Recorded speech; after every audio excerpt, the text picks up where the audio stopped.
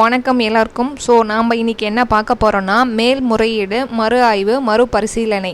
So இது appeal பண்ணுறாங்க, மேல்முறையீடு பண்ணுறாங்க, அதை எப்படி பண்ணுவாங்க, அது மறு ஆய்வு பண்ணுவாங்க, மறுபடியும் ரீசெக் பண்ணுறது, மறுபடியும் ரெஃபரன்ஸ் பண்ணுறது, மறுபடியும் மறுபரிசீலனை பண்ணுறது எப்படி பண்ணுறாங்க அப்படின்றதான் பார்க்க போகிறோம். ஸோ வாங்க பார்க்கலாம். ஓகேங்களா. இப்போ கூட்டுறவு தீர்ப்பாயம். ஸோ கூட்டுறவு தீர்ப்பாயம்னா என்னென்னு பார்க்கலாம்.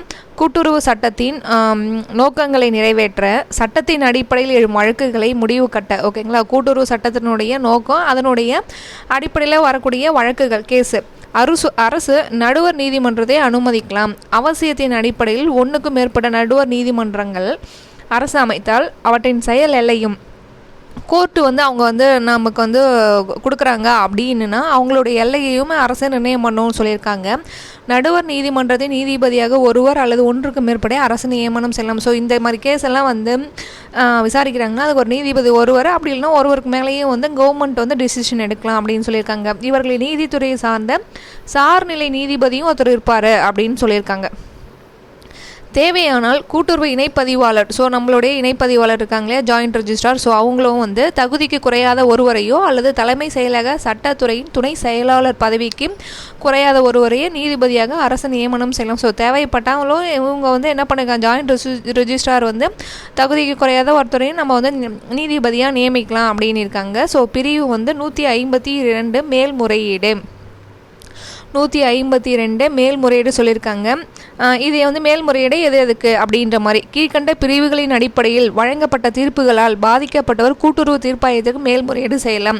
ஸோ இந்த பிரிவில் கொடுக்கப்பட்டிருக்க பிரிவுகளின் அடிப்படையில் வழங்கப்பட்ட தீர்ப்பு யாராச்சும் பாதிக்கிறாங்கன்னா அவங்க கூட்டுறவு தீர்ப்பாயம், ஸோ இவங்க மேல்முறை நம்ம கோர்ட்டில் கேஸ் அப்பீல் பண்ணுறாங்க அப்படின்ற மாதிரி சொல்கிறாங்க இல்லையா.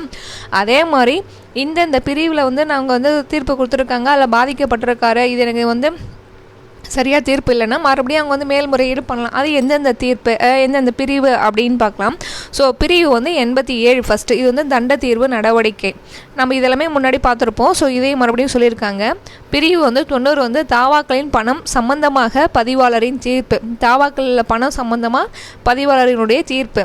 118 நிலவள வங்கி கடனை வசூலிக்க விளைபொருள் ஜப்தி செய்து விற்பனை செய்ய வழங்கப்பட்ட தீர்ப்பு. ஸோ நிலவள வங்கி கடனை வசூலிக்க விளைபொருள் எல்லாம் ஜப்தி பண்ணி அதை சேல் பண்ணியிருக்காங்க, அதில் வழங்கப்பட்ட தீர்ப்பு அப்படின்னு சொல்லியிருக்காங்க. 119 எதுக்காகனா சொத்து விற்பனை செய்து கடனை வசூல் செய்ய வழங்கப்பட்ட, சொத்து விற்பனை பண்ணியிருக்காங்க, அதனுடைய கடனை வசூல் செய்யறதுக்கு வழங்கப்பட்ட தீர்ப்பு. 143 ஜப்தி, இப்போ ரீசெண்டாக பார்த்தோம் இல்லையா, அது ஜப்தி செய்து விற்பனை செய்ததின் மூலம் குறிப்பிட்ட தொகையை வசூல் செய்ய பிறப்பிக்கப்பட்ட ஆணை. அடுத்தது 144 கடனை வசூல் செய்ய பிறப்பிக்கப்பட்ட ஆணை. 167 பதிவாளர் கேட்கும் ஈடு மற்றும் தீர்ப்புக்கு முன் ஜப்தி செய்ய பிறப்பிக்கப்பட்ட ஆணை. ஸோ இதெல்லாமே ஒரு பிரிவு சொல்லியிருக்காங்க. பிரிவு 87, 90, 18. ஸோ இந்த பிரிவுக்கு என்னென்ன வரும் அப்படின்றத தனியாக உங்களுக்கு ஒரு ஷார்ட் நோட்ஸாக கூட கொடுத்துட்றேன். ஸோ இதெல்லாமே நம்ம பிரிவுலாம் கொஞ்சம் ஞாபகம் வச்சுக்கணும், ஏன்னா நம்ம கோஆப்ரேட்டிவ் லாவை பொறுத்த வரைக்கும் ஸோ இதுதான் முக்கியம். ஸோ அடுத்து 8வது என்ன சொல்லியிருக்காங்கன்னா, பிரிவு 80 படி கூட்டுப்பண்ணை சங்கத்திற்காக எடுத்துக்கொள்ளப்பட்ட நிலத்திற்கு அச்சங்கம் கொடுக்க வேண்டிய இழப்பீடு தொகை பற்றிய தீர்ப்பு. ஸோ கூட்டுப்பண்ணையெல்லாம் அமைச்சிருக்காங்க, அதுக்காக சங்கம் எடுத்துக்கொள்ள நிலத்திற்கு கொடுக்க வேண்டிய இழப்பீடு தொகை பற்றிய தீர்ப்பு. ஸோ இந்த மாதிரி விஷயத்துக்கெல்லாம் இந்த பிரிவு கீழெல்லாம் நம்ம என்ன பண்ணலாம், மேல்முறையீடு பண்ணலான்னு சொல்லியிருக்காங்க. பதிவாளர் அரசுக்கு மேல்முறையீடு கீழ்கண்டவை குறித்து தீர்ப்பாயத்திற்கு மேல்முறையீடு செய்து கொள்ள முடியாது. ஸோ தீர்ப்பாயத்துக்கு என்ன பண்ணியிருக்காங்க, மேல்முறையீடு செய்ய முடியாது அப்படின்னு சொல்லியிருக்காங்க. இதுக்கு சில ஒரு பிரிவுகள் கொடுத்துருக்காங்க. ஸோ அதையும் பார்க்கலாம் நம்ம.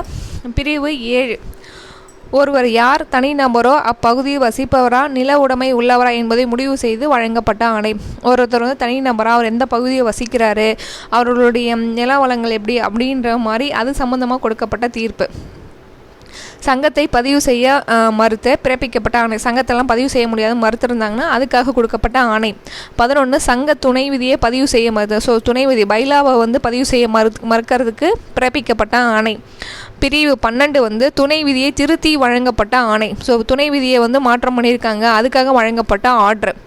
பிரிவு 14 2 அல்லது மேற்பட்ட சங்கங்களை இணைத்து வழங்கப்பட்ட ஆணை. இதுக்கெல்லாம் மேல்முறையீடு பண்ண முடியாதுன்னு சொல்லியிருக்காங்க. ஸோ இது பிரிவு தான், இது ஃபஸ்ட்லேருந்தே வர மாதிரி இருக்கும் பாருங்கள், பிரிவு ஃபஸ்ட்லேருந்து ஆரம்பிக்குது.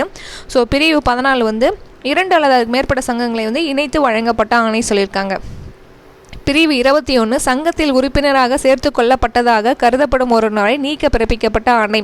ஸோ ஒருத்தவங்க அவங்க சேர்த்துக்கிட்டோன்னு சொல்லிட்டாங்க, மறுபடியும் அவங்கள வந்து நம்ம ரிஜெக்ட் பண்ணுறாங்க, அதுக்காக கொடுத்துருக்க ஆணை.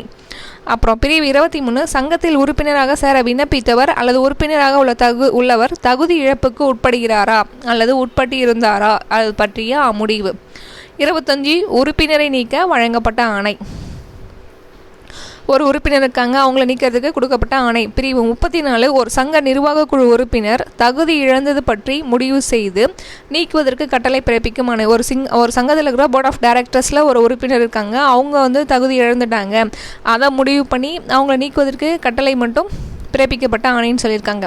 பிரிவு 36 நிர்வாக குழு உறுப்பினரை தகுதி இழப்பு செய்து பிறப்பிக்கப்பட்ட நிர்வாக குழு உறுப்பினரை வந்து தகுதி இழப்பு இது வந்து நீக்குவதற்கு. ஓகேங்களா. பிரிவு 88 நிர்வாக குழு கலைத்து வழங்கப்பட்ட ஆணை. நிர்வாக குழுவே வந்து கலைத்து ஆணை வழங்கியிருந்தாங்கன்னா அதுக்கு. அடுத்து வந்து 89 தனி அலுவலர் நியமனம் செய்த ஆணை. தனி அலுவலர் நியமனம் பண்ணியிருக்காங்கன்னா அதுக்கான ஆணை. பிரிவு 90 வந்து சங்கத்தின் நிர்வாக குழு தேர்வு நிர்வாகம் பற்றிய வழக்குகளில் வழங்கப்பட்ட ஆணை. சங்கத்தின் நிர்வாக குழு தேர்வு நிர்வாகம் பற்றிய வழக்குகளில் வழங்கப்பட்ட முடிவுகள் சொல்லியிருக்காங்க. ஸோ பிரிவு வந்து 105 இரவை பாசன சங்கம் அதற்கு நிதி உதவி அளிக்கும் நிலவள வங்கியிடமிருந்து உதவி கோரும் கருத்துருவை ஏற்றல் அல்லது மறுத்தம். ஸோ இரவை பாசனம் வாங்கியிருக்காங்க, அதுக்கு வந்து பேங்க்கிட்டேருந்து கடன் வாங்கியிருக்காங்க, நிலவள வங்கியிடமிருந்து உதவி கோரும் கருத்துருன்னா ப்ரப்போசல் வந்து அதை ஏற்றுக்கலாம் இல்லை மறுத்துக்கலாம். ஸோ இது சம்மந்தமாக இருக்கிறது 105. இரவை பாசன சங்க உறுப்பினர் முதலீட்டு செலவிற்கும் நீர் வழங்குவதற்கான பராமரிப்பு செலவிற்கும் கொடுக்கப்பட வேண்டிய தொகையை நிர்வாக குழு முடிவு செய்தது. ஸோ பிரிவு வந்து 106 வந்து என்ன சொல்லியிருக்காங்கன்னா இரவை பாசன சங்க உறுப்பினர் முதலீடு செலவிற்கும் நீர் வழங்குவதற்கு பராமரிப்பு செலவிற்கும் கொடுக்கப்பட வேண்டிய தொகையை நிர்வாக குழுவை முடிவு செய்யலாம் அப்படின்னு இருக்காங்க. ஸோ இதெல்லாம் வந்து என்ன மேல்முறையீடு பண்ண முடியாதுன்னு சொல்லியிருக்காங்க. இது நம்ம ரொம்ப டீட்டெயில்டாக பார்க்குற மாதிரி இருக்கும். சரி, எதுக்கும் ஒரு கிளான்ஸ் நீங்கள் பார்த்துக்கோங்க. பிரிவு 108 இரவை பாசன சங்க நிர்வாக குழு தண்ணீர் வழங்குவதை முறைப்படுத்த ஏற்படுத்தப்பட்ட நெறிமுறைகள். பிரிவு 109 வந்து இரவை பாசன சங்க உறுப்பினரை நிர்வாக குழு நீக்குதல். இதுதான் கேட்பாங்க. இது வந்து நம்ம ஏற்கனவே இப்போ பார்த்தது. ஸோ என்னென்னா 137 சங்கம் கலைக்க பிறப்பிக்கப்பட்ட ஆணை. கலைப்பாளர் வழங்கிய ஆணை 139. பிரிவு 181 பொது நன்மை கருதி பதிவாளர் பிறப்பிக்கும் ஆணை. ஸோ பொது நன்மை கருதி பதிவாளர் பிறப்பிக்கக்கூட ஆணை. மேற்குறிப்பிட்ட பிரிவுகளில் பிறப்பிக்கப்பட்ட ஆணையால் பாதிக்கப்பட்ட எவரும் அந்த ஆணை பதிவாளருடையதாக இருந்தால் அரசுக்கும் மற்றவர்களுடையதாக இருந்தால் பதிவாளருக்கும் மேல்முறையீடு செய்து கொள்ளலாம் அப்படின்னு சொல்லியிருக்காங்க. ஸோ இது வந்து பதிவாளருக்கு நம்ம வந்து கவர்மெண்ட்டுக்கு மேல்முறையீடு சொல்லலாம்னு சொல்லியிருக்காங்க, பதிவாளருக்கும் மேல்முறையீடு இங்கே கொடுத்துருக்கலான்னு சொல்லியிருக்காங்க.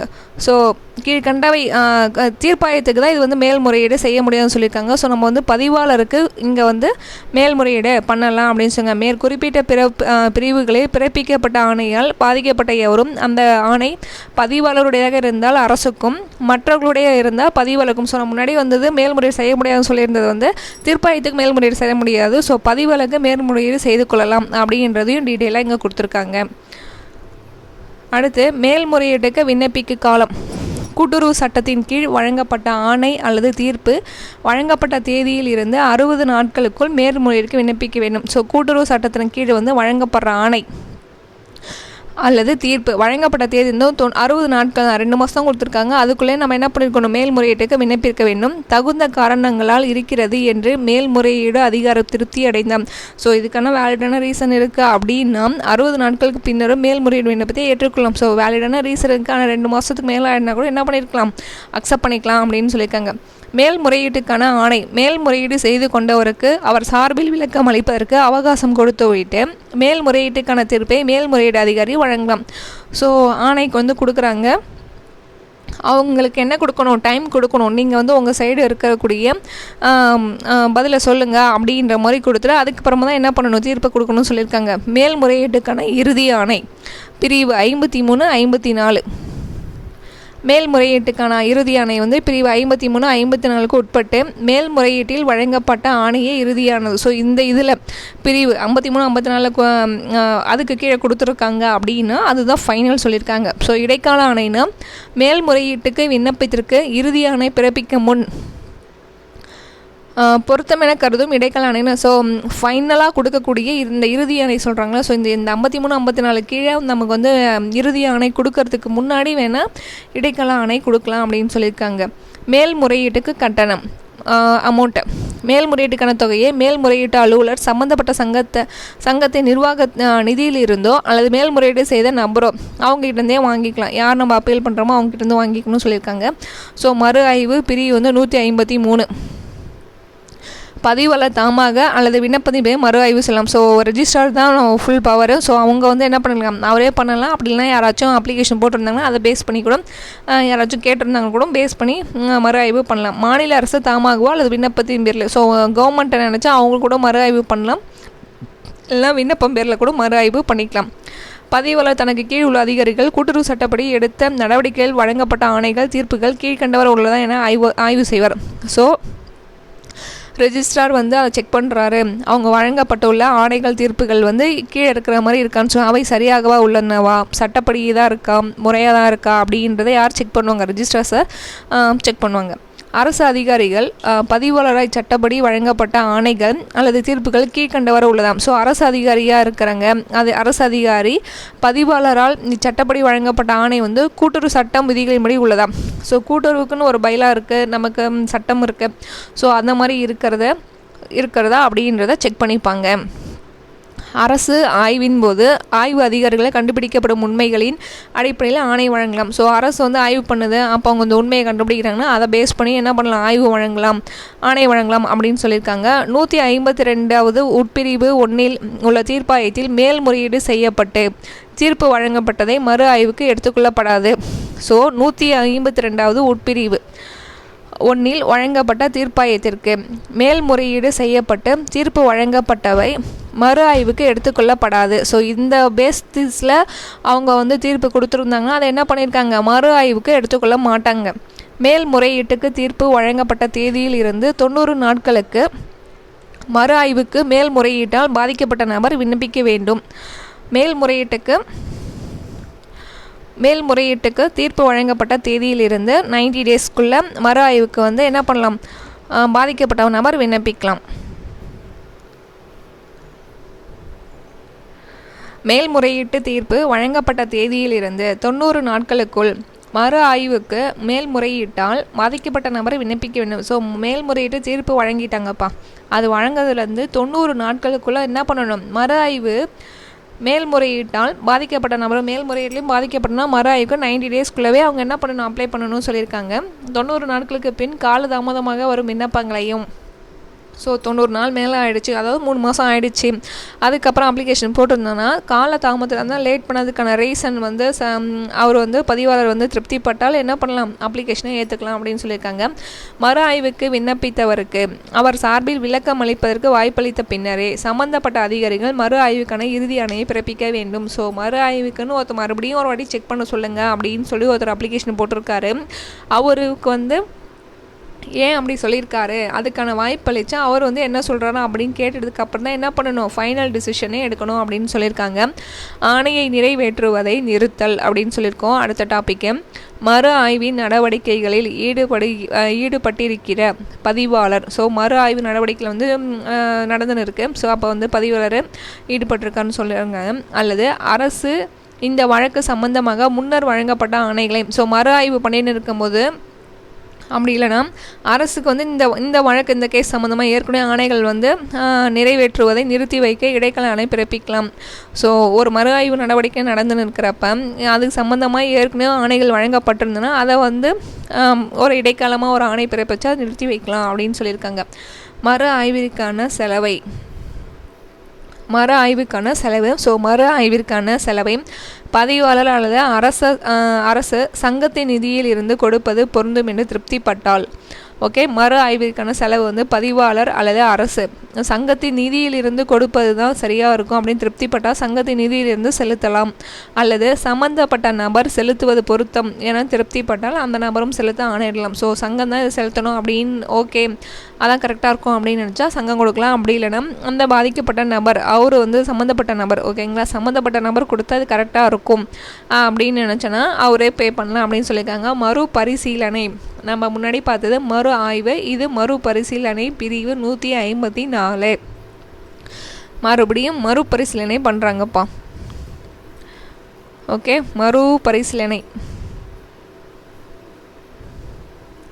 மறுபரிசீலனை பிரிவு 154 பிரிவு 152 அல்லது 153 கீழ் வழங்கப்பட்ட ஆணையால் பாதிக்கப்பட்ட நபர் வழக்கில் தனக்கு சாதகமான கீழ்கண்ட காரணங்கள் இருந்தால் மறுபரிசீலனைக்கு பதிவாளர் அரசிற்கு விண்ணப்பிக்கலாம். மறுபடியும் மறுபரிசீலனை மறு ஆய்வு பண்ணுறாங்க, மேல்முறையீடு பண்ணுறாங்க, அப்புறம் மறு ஆய்வு பண்ணுறாங்க. அப்போ மறுபரிசீலனை பிரிவு 152 அல்லது 153 கீழ் வழங்கப்பட்ட ஆணையால் பாதிக்கப்பட்ட நபர்.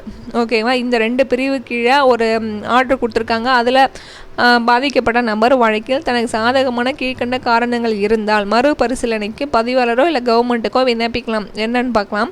153 154 பிரிவுகளின் அடிப்படையில் வழங்கப்பட்ட தீர்ப்பின் போது தனக்கு சாதகமான புதிய முக்கியமான உண்மைகள் இருந்து அவை அவருடைய அளவிற்கு புலப்படாமல் இருந்து அவற்றிற்கு போதிய ஆதாரங்களும் இருக்குமானால் அந்த வழக்கை மறுபரிசீலனை செய்ய விண்ணப்பிக்கலாம்.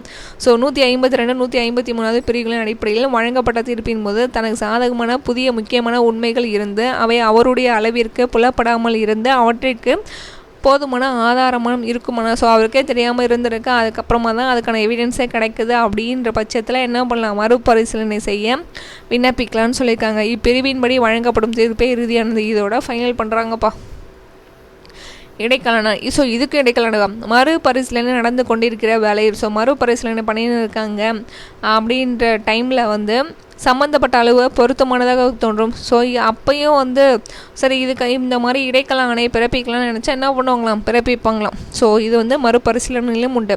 செலவுத்தொகை மறுபரிசீலனைக்கான செலவுத்தொகை பதிவாளர் அல்லது அரசு சங்கத்தை நிதியிலிருந்து கட்டுவது தான் பொருத்தம். ஸோ எல்லாத்துலேயும் சொல்ல மாதிரி தான். ஒன்று சங்கத்திலேருந்து கட்டினா அது கரெக்டாக இருக்கும் அப்படின்னு நினச்சா சங்கத்திலேருந்து கட்டலாம். அப்படி இல்லைன்னா சம்மந்தப்பட்ட நபர் செலுத்துவது கரெக்டாக இருக்கணும்னு நினச்சா சம்மந்தப்பட்ட நபரே செலுத்தலாம் அப்படின்னு சொல்லியிருக்காங்க. ஸோ இதோட மேல்முறையீடு மறு ஆய்வு மறுபரிசீலனை முடியுது. ஸோ அடுத்த டாபிக் அடுத்த வீடியோவில் பார்க்கலாம். தேங்க்யூ.